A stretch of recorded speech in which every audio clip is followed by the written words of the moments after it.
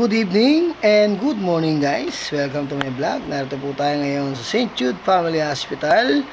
Tayo ay night duty. So, welcome po sa aking vlog.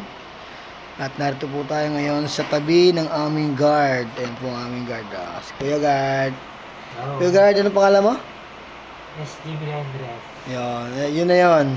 So, mahirap pong bigkasin yung pangalan pero ayos tong Kuya Guard na ito, mabait. Kuya Guard, ilang taon ka ng security guard?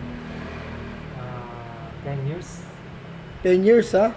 Ang haba na ha? So, marami tayong experience siyempre. Sari-sari.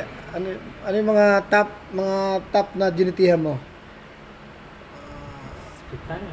Hospital. Hospital. Puro hospital. So, puro hospital daw siya nag-work. Pero kami ngayon ay night duty. So, ayan ha. Pati ba yung kaming dalawa nito? So, ilan anak mo, kuya?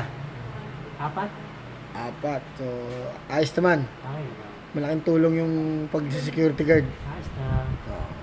So, hindi ganun kalaki kita pero masaya naman. Ayos na. At least masaya sa trabaho, ano?